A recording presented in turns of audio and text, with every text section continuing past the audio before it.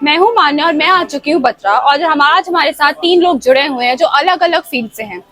Ma'am, आपका नाम क्या है? मेरा नाम वजीहा जहांगीर है। और आप किस चीज़ की तैयारी कर रहे हो? मैं जुडिशरी की प्रिपरेशन कर रही हूँ। और आपको कितने साल हो गया मतलब इस फील्ड में आए हुए, और आप मैम अभी मुझे 1 ही साल हुआ है इस फील्ड में आए हुए। और आपने कैसे ये तैयारी चालू की? आप जुडिशरी बच्चों को कैसे बता सकते हैं कि वो एक राइट पाथ ले इस चीज़ के लिए? मैम देखिए, जुडिशरी के लिए पहले तो आपको फर्स्ट ऑफ ऑल लॉ करना होता है। वो 3 इयर्स भी होता है एंड 5 ईयर भी होता है, BLLB। मेरा 3 इयर्स हुआ हुआ है मैम। और जुडिशरी के लिए मैम यही है कि पहले लॉ कंप्लीट करें। लॉ कंप्लीट करने के बाद फिर आप इस फील्ड में आ सकते हैं। बहुत अच्छी फील्ड है। एक कह सकते हैं कि एक अलग ही आपको मज़ा आता है, क्योंकि कहीं ना कहीं कॉम्पिटिटिव एग्जाम का प्रिपरेशन होती है तो अच्छे से हो जाता है। फिर उसके बाद मैम जुडिशरी में ऐसा है कि हमको बेयर एक्ट वगैरह रीड करनी होती है अच्छे से। हमारे अटैम्प्ट होता है, इसमें हमारे अनलिमिटेड अटैम्प्ट होते हैं। इसमें कोई ऐसा नहीं है कि पर्टिकुलर जैसे यूपीएससी में होता है कि जनरल में तो 6 ही देंगे और ऐसा कुछ नहीं होता। प्लस हम इसमें अलग अलग स्टेट से भी फोकस कर सकते हैं, जैसे कि यूपी हुआ, बिहार हुआ, झारखंड हुआ, राजस्थान हुआ।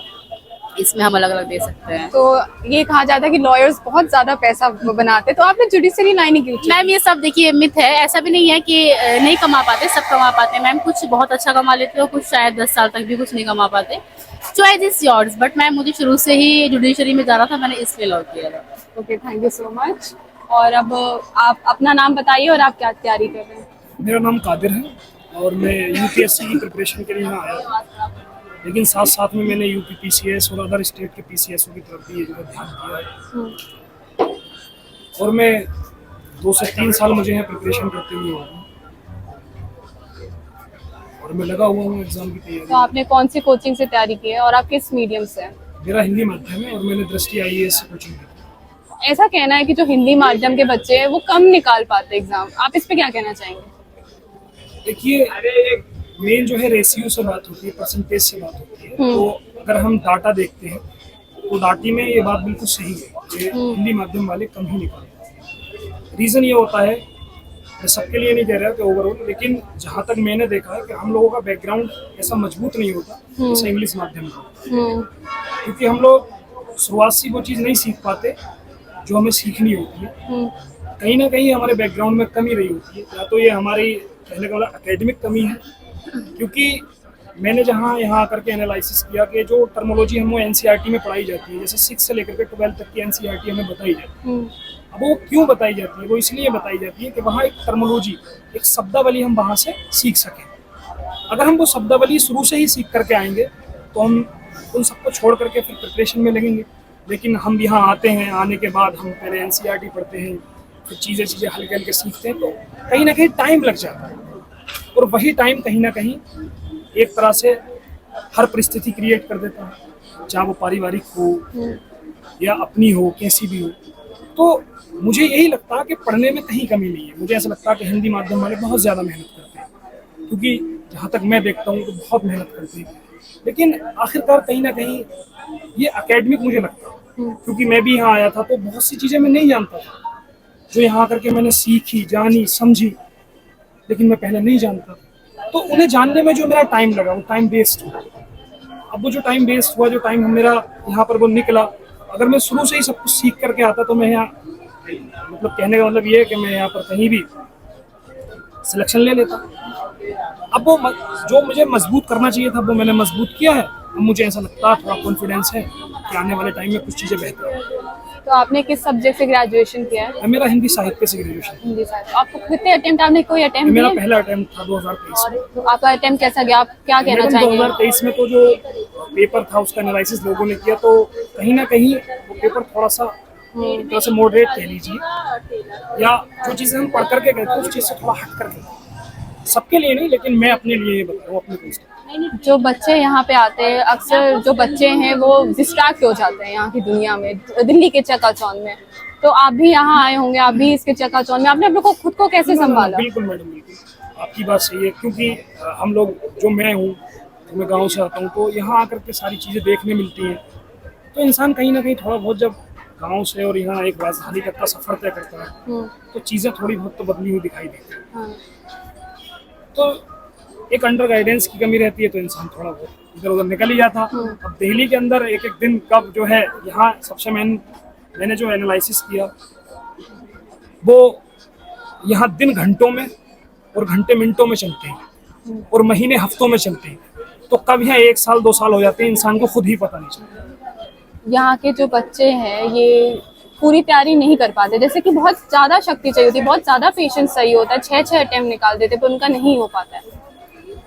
कहने का मतलब ये है कि जहाँ तक मैंने एनालिसिस, मैं सबको नहीं कह सकता क्योंकि हर इंसान की अपनी कैपेसिटी, अपनी पढ़ने की क्षमता, हर चीज़ अपनी अलग अलग। लेकिन जहाँ तक मैं मानता हूँ, हिंदी माध्यम है और कोई भी माध्यम है, कोई भी स्टूडेंट है, जो कमी रहती है वो गाइडेंस की रहती है। अगर उसे शुरू से ही अच्छा गाइडेंस मिले तो मुझे ये लगता है कि वो चीज़ों को बहुत कम समय में बहुत अच्छे से समझ सकते हैं, जहाँ तक मेरा अपना मानना है। और अभी जो यहाँ के हालात चल रहे हैं, बच्चे आ ही नहीं रहे हैं यहाँ पे, और जो आप लोगों के मन में डर बना हुआ है भाई बच्चे ने खुदकुशी कर ली थी यहाँ पे। सबसे बड़ी परेशानी ये है कि हर माँ बाप को या हर रिश्तेदार को अपना जो बच्चा होता है वो हीरो लगता है, तो उन्हें लगता है कि ये तो कर ही लेगा। अब यहाँ दिल्ली के अंदर अपनी गली मोहल्ले के, अपने गांव का हर लड़का हीरो आता है, टॉपर आता है। अब वो जहाँ यहाँ देखता माहौल, तो वो देखता कि यार यहाँ तो 7-7 साल से मेरा सीनियर भी है, मेरे बड़े बड़े लोग हैं, भैया भी हैं, दीदी भी हैं, इनसे ना हुआ तो मुझसे कैसे हो जाएगा। फिर उधर वो जब एग्जाम में बैठता तो इंटर हाई स्कूल या ग्रेजुएशन में क्या होता है, आप कुछ भी लिखो आपके मार्क्स आ जाते हैं। अगर कम भी पढ़ोगे तो आप पास हो जाओगे, लेकिन यह सिलेक्शन होता है, पास नहीं होता। जब बच्चा 1-2 अटेम्प्ट देता तो उसे असल जिंदगी का पता चलता। अगर उसे असल जिंदगी का पता चलता, घर वाले कहते हैं हमारा तो है ही शेर, तो क्वालिफाइंग कर ही देगा, अगर वो ना करेगा तो कौन करेगा। अब वो डिप्रेशन में चला, अब वो ना अपनी माँ से बात कर सकता, ना अपने पिता से बात, क्यों, उन्हें लगता ना हमारा हीरो है वो तो एग्जाम निकाल ही लेगा। फिर वो कहीं ना कहीं वो उसके अंदर डिप्रेशन, तो सब कुछ उसका अपने आप की जिंदगी उसकी बदल देता है। तो उसके पास एक ही स्टेज बचती है बेचारे के पास, दोस्तों से शेयर करता तो वो कहते हैं हाँ ठीक है हो जाएंगी चीज़ें, हो जाएंगी, लेकिन उधर से फ़ोन, रिश्तेदारों के फ़ोन, सब लोग उसे पूछने लगते हैं भी क्या हुआ, तो 3 साल से दिल्ली है, 5 साल से दिल्ली है, तेरा नहीं हो रहा, तो पढ़ने में था। तो उसे अपने आप से थोड़ी सी ईर्ष्या होने लगती है कि हाँ यार काफ़ी समय तो हो गया, कुछ क्यों नहीं हो रहा। तो ये इसका रीज़न होता है। तो अब लोग डरने लगे इस चीज़ से, यहाँ भेजने से, कहीं ऐसा ना हो हमारा बेटा भी इस तरह चले। आपको लगता है कि एक इंसान को जो यूपीएससी की तैयारी करे, क्या उसे बैकअप ऑप्शन लेना चाहिए या नहीं लेना चाहिए? मेरे देखिए, मैं सबका नहीं कह सकता क्योंकि हर इंसान की अपनी कैपेसिटी, मैंने पहले ही कह चुका, बिल्कुल लेना चाहिए। क्योंकि यूपीएससी जिंदगी नहीं है, उसके अलावा भी चीजें हैं, उसके अलावा भी बहुत बड़ी अपॉर्चुनिटी है जो आप कर सकते हैं, बहुत सी चीजें हैं। जरूर बी प्लान जरूर होना चाहिए आज के। आपका कोई प्लान बी है? मेरा बिल्कुल है, मेरा नेट जेआरएफ प्लान है। आप उसके बारे में कुछ बताएंगे? मैंने हाँ नेट क्वालिफाई कर लिया है मैंने, और मैं लगा हुआ हूँ उसमें। असिस्टेंट प्रोफेसर आप बन जाते हैं तो आप किसी भी जो है कॉलेज में जाकर के बीए एमए वालों को आप जिस भी सब्जेक्ट से असिस्टेंट प्रोफेसर बनते हैं आप क्लासेस ले सकते हैं। उसके साथ साथ आप प्रिपरेशन कीजिए। 6 अटेम्प्ट हैं, 32 साल एज है आपके पास, तो ये नहीं है कि जिंदगी यहीं खत्म हो गई, उसके बाद स्टेट पीसीएस है तो कहीं भी ले लीजिए। और जो बच्चे यहाँ पे लाखों की फीस दे के जो आ रहे हैं, अपने घर से दूर आ रहे हो, यहाँ पीजी की जो इतनी खराब कंडीशन, आप भी पीजी में रहे होंगे, बिल्कुल मैंने सब चीजें, तो आपको जो फाइनेंशियल कंडीशन होती है वो इंसान की बहुत कम हो जाती है। मैडम शुरू से जब नया बच्चा यहाँ आता, तो मैं भी जब यहाँ आया था तो उसका एक जुनून, एक जोश, एक उसका जज्बा अलग ही होता वो है। जुनून नहीं रख पाते ना लोग आखिरी तक। उसे ये लगता है कि यार, उससे पूछो कि आप भैया किस साल से, कि 3 साल से, अरे आपसे 3 साल से नहीं हुआ, मैं तो 2 साल में करके निकल जाऊंगा।